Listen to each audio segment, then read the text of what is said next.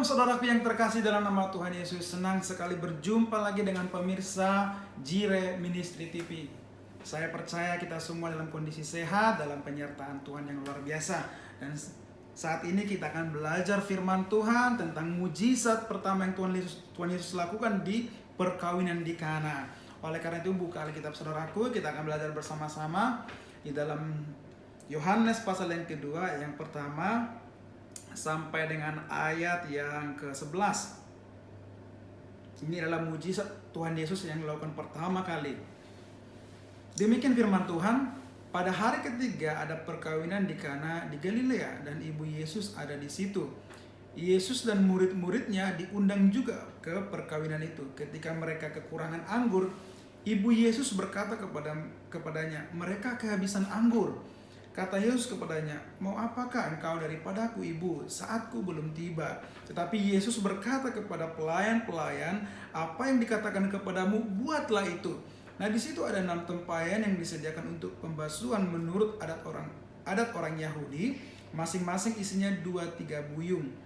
Yesus berkata kepada pelayan-pelayan itu, "Isilah tempayan-tempayan itu penuh dengan air." Dan mereka pun mengisinya sampai penuh. Lalu kata Yesus kepada mereka, "Sekarang cedoklah dan bawalah kepada pemimpin pesta." Lalu mereka pun membawanya. Setelah pemimpin pesta itu mengecap air yang telah menjadi anggur itu, dan ia tidak tahu dari mana datangnya, tetapi pelayan-pelayan yang mencedok air itu mengetahuinya dan memanggil mempelai laki-laki dan berkata kepadanya, "Setiap orang yang menghidangkan anggur yang baik dahulu, dan sesudah orang puas minum, barulah yang kurang baik.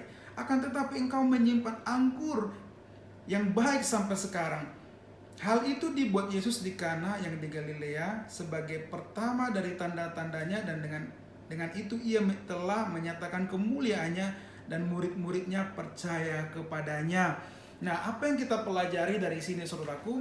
Ada sebuah pesta di kampungnya Tuhan Yesus, dan kemungkinan besar itu masih kerabat mereka, dan makanya di situ ibunya diundang dan juga Tuhan Yesus dan saudara-saudaranya. Nah, singkat cerita, mereka kehabisan anggur. Nah, namanya juga satu pesta, tiba-tiba anggurnya habis, atau misalkan ada pesta, makanannya habis, itu semua orang panik. Tetapi saat itu ada Yesus di sana. Tapi perhatikan, waktu ibu Yesus berkata kepada Tuhan Yesus, "Di sana ada kekurangan anggur." Tuhan berkata, "Apa mau ibu kepada saya? Waktuku belum siap, atau waktunya belum tepat," kata Tuhan. Tetapi ibu Yesus tidak terlalu mengambil kata-kata Tuhan itu. Justru dia katakan kepada pelayan-pelayan itu, "Ingat, lakukan aja apa yang dikatakan oleh Tuhan Yesus." Apa yang dikatakan oleh Tuhan Yesus sendiri, atau yang dikatakan dia. Dan puji Tuhan, mereka melakukan apa yang diperintahkan Tuhan Yesus. Yaitu ada di situ beberapa tempayan berisi air, dan diisilah dengan air, singkat cerita. Dan Tuhan melakukan mujizat dari air menjadi anggur. Nah, apa yang kita perhatikan di sana? Nah, sering kali memang di dalam kehidupan kita ada kala-kala suatu kondisi yang sangat urgent, suatu kondisi yang sangat membutuhkan. Kita seolah di posisi itu tidak ada jalan keluar. Misalkan kita udah sakit, kita udah kemana-mana nggak bisa lagi, atau mungkin ekonomi kita sudah sangat menipis sekali. Kita nggak tahu mau kemana, mau meminta lagi, karena ini sangat urgent sekali, sangat butuh sekali. Tapi kadangkala Tuhan nggak jawab, bahkan jawaban Tuhan, belum waktunya kata Tuhan.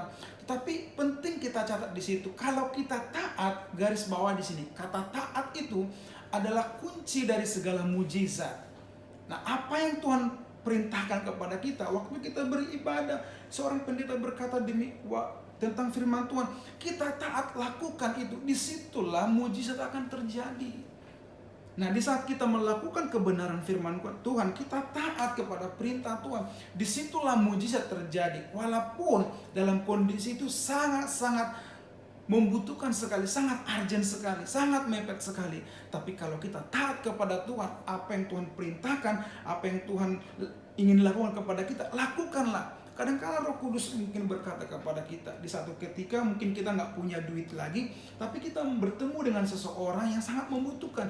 Walaupun kita sebenarnya sangat membutuhkan duit, tapi Roh Kudus selalu bersama dengan kita, berbicara kepada kita, berikan dia bantuan, berikan dia uang, walaupun mungkin sedikit. Kalau kita mendengarkan ada bisikan seperti itu, lakukan saja.